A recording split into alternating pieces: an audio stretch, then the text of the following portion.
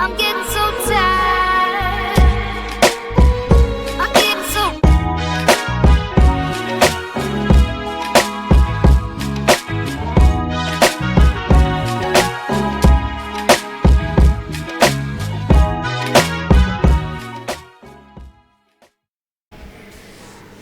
Y'all know what's going on. It's time for another episode of Doing Time with Joe. I'm your host, Joe Baker, and welcome to the show, y'all. Now look, Rose reading this letter, and the letter went something like this. Dear friend, I received your third letter, and something about the way you continue to say, I'm sorry for what happened to you struck me. So I'm just going to get straight to it. I believe you know something about what happened to me. Or you might be the one that did it. And listen to me. Ro broke out in sweats, cold sweat. You feel me? But he couldn't take his eyes off that letter. Couldn't take his eyes off that letter. And he said, look, and she said, listen to me. I forgave you years ago. I've moved on with my life. Nothing that happens to you is going to give me my legs back. Nothing that happens to you is going to change the way my children act today because of what happened to me 5 years ago. Nothing. What I want you to know is that I forgive you and I need you to forgive yourself. And if you're not the one, tell the person that did this what I'm telling you. Let them read this letter. Because what's important for you to know is that you cannot continue to live your life like this. Because people that don't have anything to do with the lifestyle that you choose to live get affected in ways that you can't imagine. See, you never even knew the pain that you had caused, not just me, but my kids. You never even knew that. But now you do. And I hope that it changes you. I hope that it affects you. I hope that you sleep easier tonight. Because I want you to know that you're better than that. You're better than that. And God has a plan for you. And if I'm out of place saying any of this, tear this letter up.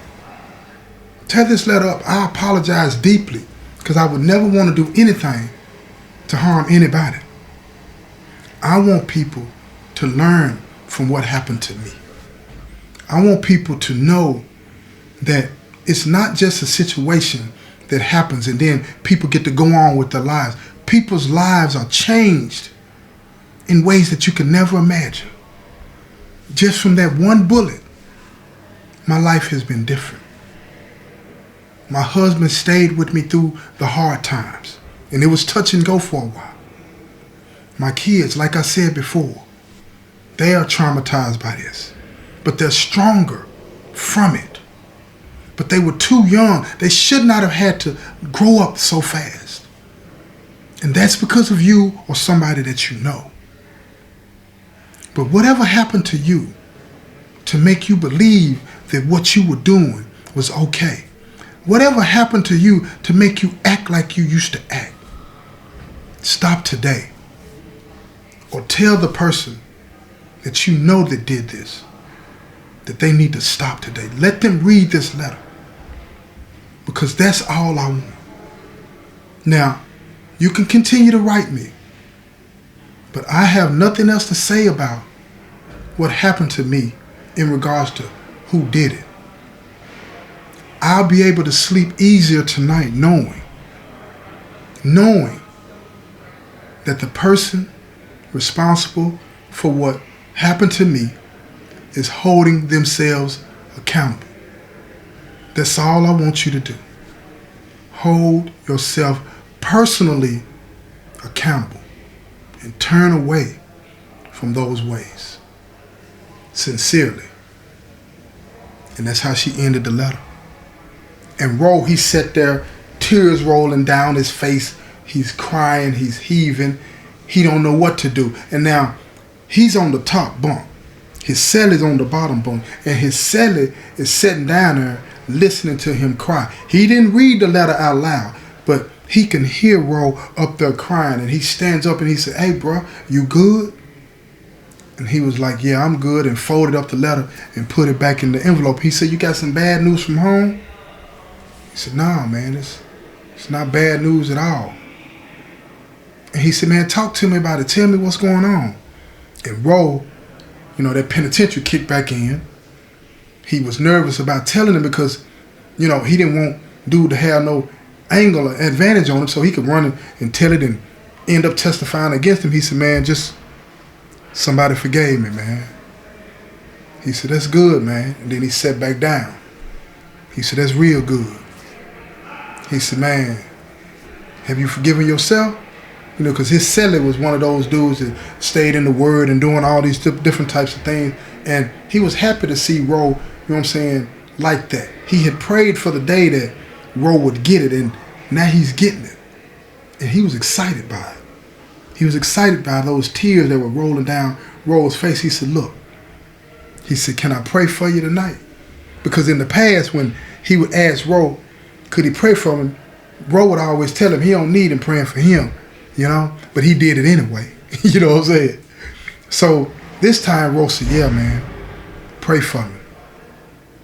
And then his cellie told him, said, "You need to pray yourself too now."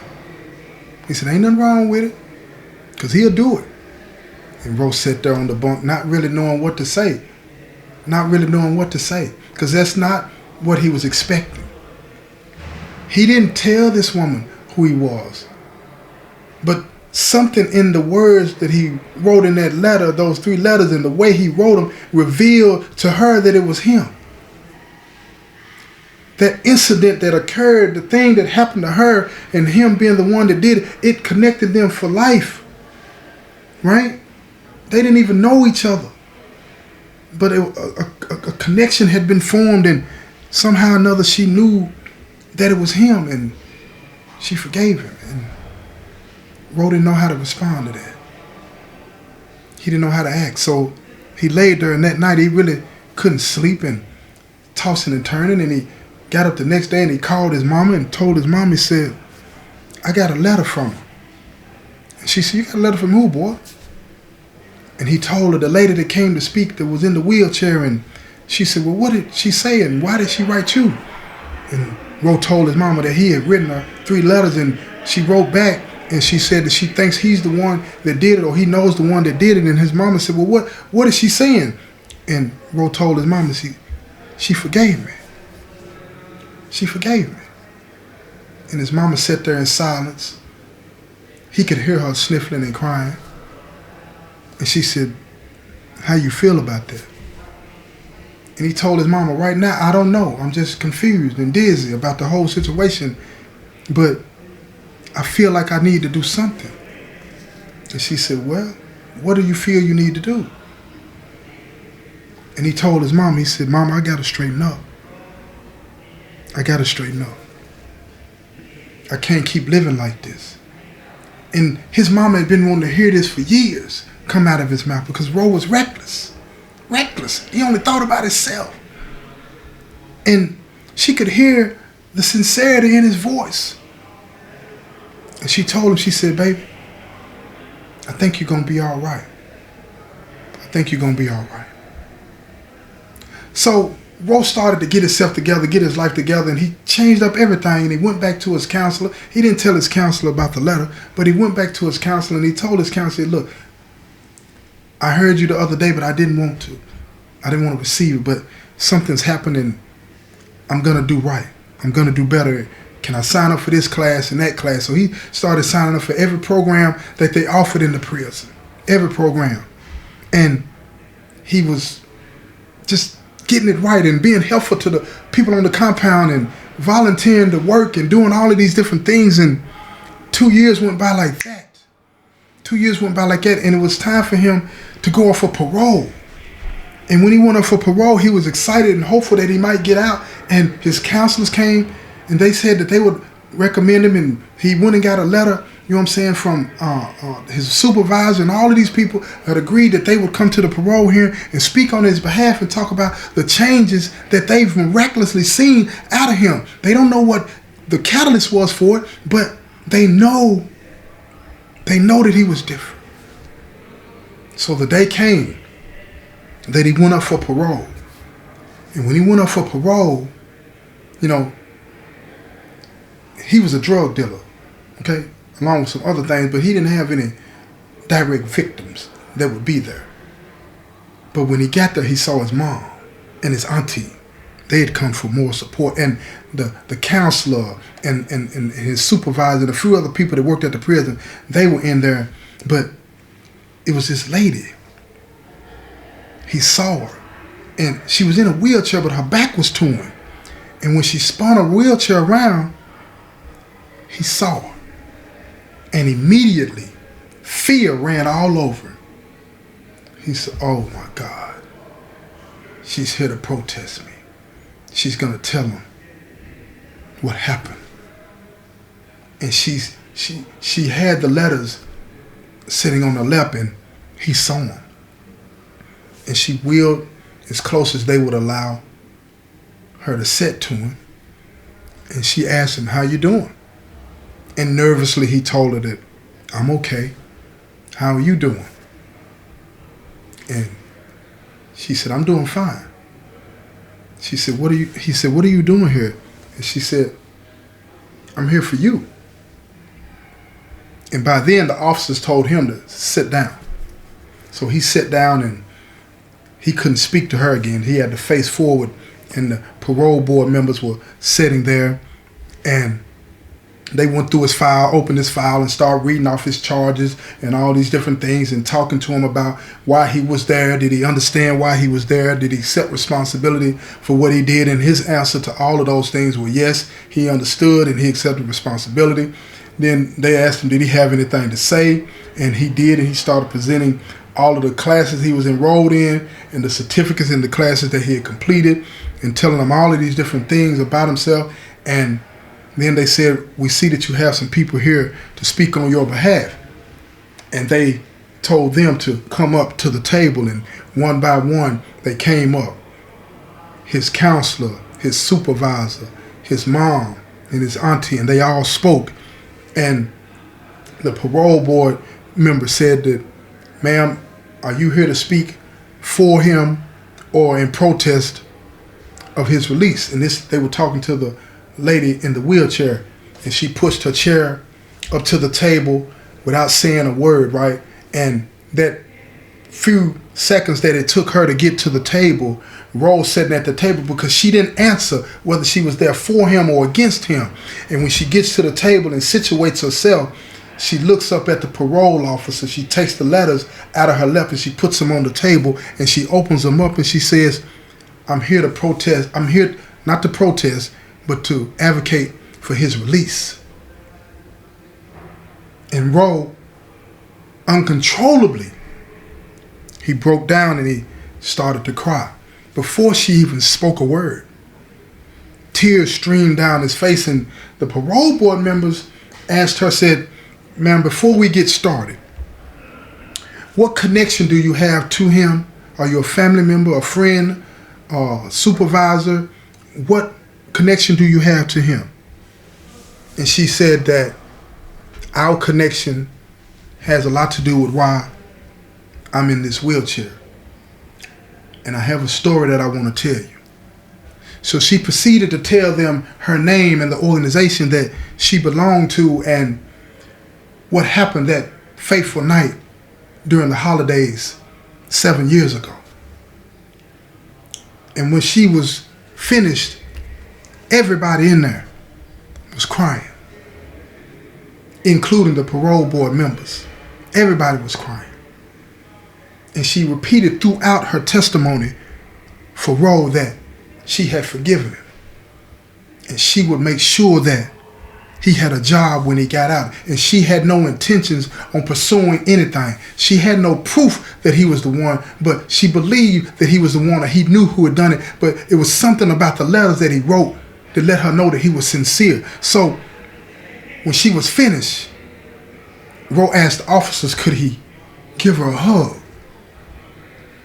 And the officers, they were all in awe, tears rolling down their faces. They didn't say yes, but they didn't say no. Rose stood up and leaned over, and he gave her a hug, And she hugged him back. And he sit back down. And the parole board members, as they sit there, the one that was doing the talking, he said, I've never in all my years witnessed something so powerful as this. I've never seen anything like this happen in my life. And he asked him, he said, son, I'm not going to ask you if you did it. I'm not going to ask you, do you know who did it? What I am going to ask you is how you going to do when we release you. And Ro looked at him, he said, I'm not going to disappoint you. Not you, not them, and not her. And the parole board members, one by one, they gave him their recommendation to be released. And they told him that we normally wouldn't do this. Not on your first time. Not on your first time. But we're going to do this. We're going to give you a chance because we see something in you. We see something special in you. Now, whatever happens with this case and this situation, if you are the one, that's between you and whatever may happen. But right now, this is the only case that we're here to adjudicate. And we're going to recommend parole. We're going to recommend parole. And he said, is there anything else that you have to say before we conclude this hearing? Ro stood up and he turned facing the lady in the wheelchair. And he looked at her and he put his hand over his heart.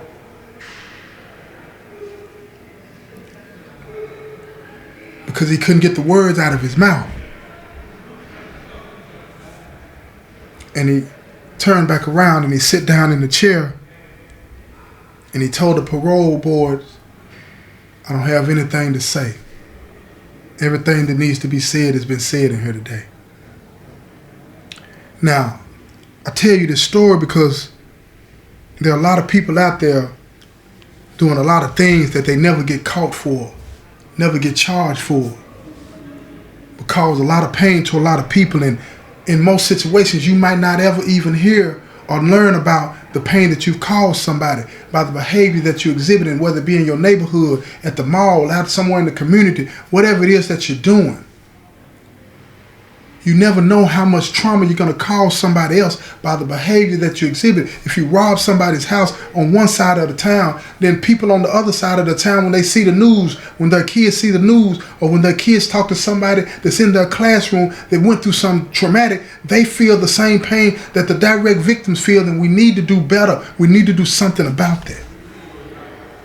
We need to change the way we act and not be so concerned about if we didn't get caught, it didn't happen. It did happen, and somebody was harmed by it. And we need to change that up and stop doing these things that we're doing to hurt people. It's better ways to get money. Get a job. Get a job. If you can't afford to do all the things that you're doing by living a criminal lifestyle, then don't do them. It's time to be accountable to yourselves, your community, and the Most High. We have to do it, y'all. We have to do it. Whew. This has been another episode of Doing Time with Joe. I'm your host, Joe Baker, and I say peace, y'all. I'm getting